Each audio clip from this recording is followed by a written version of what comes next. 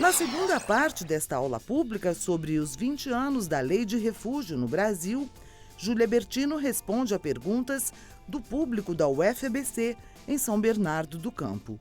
O Sérgio Vieira de Mello foi um brasileiro que exerceu cargos muito importantes na ONU e trabalhou durante praticamente toda a sua vida no Acnur, dedicou um tempo considerável do seu trabalho para o Acnur. E o Acnur, então, em homenagem a ele, resolveu criar essa cátedra em 2013. Eu gostaria que você pudesse comentar um pouco sobre o que é a cátedra, qual é o papel que ela exerce no Brasil. Sobretudo a partir do Plano de Ação do México, em 2004, tem-se uma perspectiva de que o processo de integração local deveria ser revitalizado, revigorado, através de várias vias de ação. Então, muito por conta disso, o que ocorre é que o Acnur vai encampar essa ideia das universidades se engajarem dentro desse processo que eu já disse, que é multifacetado, que é multidimensional e assim por diante.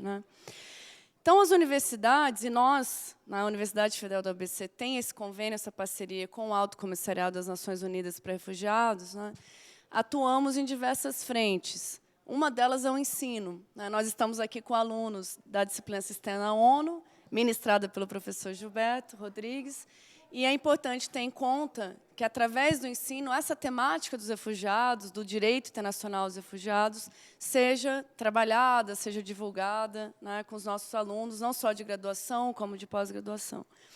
Através da pesquisa, lembrando que a universidade pública também tem um engajamento forte no eixo da pesquisa, nós temos essa interface de desenvolver pesquisas no âmbito da graduação, com iniciação científica, trabalhos de conclusão de curso, e da pós-graduação, com dissertações de mestrado, tese de doutorado, para trabalhar temáticas relacionadas aos refugiados.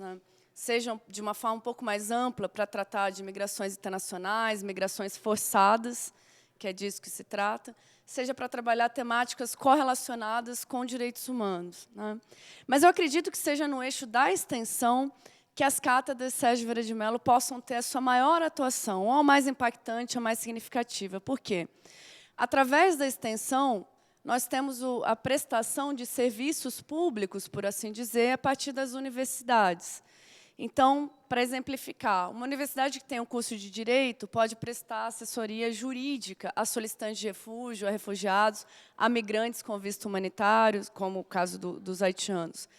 A questão do curso de português, que nós já oferecemos aqui, e também nossa pretensão é de oferecer o ano que vem. Então, a língua é algo extremamente relevante para a inserção de migrantes, também refugiados, também solicitantes de refúgio no país. Nós temos essa inclusão de imigrantes que possam contribuir de forma riquíssima, com uma bagagem cultural diferenciada em relação à nossa, com outra língua, com outros conhecimentos, com outras perspectivas em termos étnicos, raciais, religiosos. Essa contribuição é extremamente significativa, não só para a universidade, como para todo o entorno dela, para toda a comunidade local que se abriga aqui na nossa região. Então, eu penso que a extensão ela é extremamente relevante, porque é essa relação mais direta da universidade com a comunidade, pensando a comunidade migrante como altamente relevante também, e altamente trazendo grandes benefícios, grandes contribuições para a região e para o próprio país. A minha pergunta vai no sentido do caso do Cesare Battisti, que foi muito comentado na época que aconteceu. Eu queria saber se você pode comentar um pouquinho sobre o que aconteceu, como foi, os impactos disso. Eu gostaria de ressaltar que a grande discussão, o grande debate foi em relação ao cometimento de crime político ou crime comum. Então, é muito difícil captar, nesse sentido, através da investigação, exatamente o que se entendeu que ocorreu naquele momento histórico na Itália, por conta da atuação de Cesare Battisti com as Brigadas Vermelhas e tudo mais. Mas, de novo, a gente volta para aquela discussão sobre a interpretação das leis, das provas, de todo o compêndio de compilação, de documentação dos arquivos, mesmo dos autos do processo. Mas o fato é que há uma relação interessante para a gente pensar de que, a partir do pedido de refúgio, esse indivíduo, solicitante de refúgio, ele não pode ser extraditado. né, para o seu país de origem.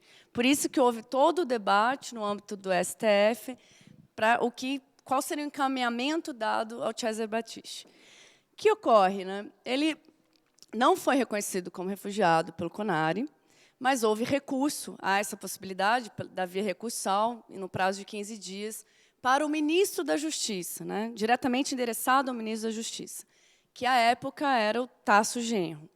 Então, pela via recursal, Cesare Battisti foi reconhecido como refugiado. Então, isso colocava a impossibilidade de extradição à Itália. A partir daí, se gerou o que se pode dizer de um certo incidente diplomático nas relações Brasil-Itália. Por quê? O reconhecimento do Estatuto de Refugiado também coloca, né, abre essa questão da relação entre países. Né? O país de origem ou de residência dessa pessoa que foge de seu país por conta, nesse caso, seriam opiniões políticas, né, do Cesare Battisti, pegando a definição clássica da Convenção de 1951, e o país de recepção, de acolhida, no caso, o Brasil. Lembrando que Battisti também tinha recebido acolhida na França, ele tinha passado por outros países, e com uma mudança política, mudança de governo dentro da França, ele já não tem mais essa política que lhe é favorável e ele passa por outros países até chegar ao Brasil. Então, é interessante perceber como é que se dá a relação entre os países a partir de uma decisão que é jurídica, que é política, mas que tem efeitos diplomáticos, né, por assim dizer. Então, a partir dessa documentação que eu tive acesso no Itamaraty, houve uma série de posicionamentos, inclusive com impactos econômicos, né, que poderia afetar as relações entre Brasil e Itália. Mas eu penso que a grande questão colocada é pensar a interpretação que se é dada em relação a esse caso.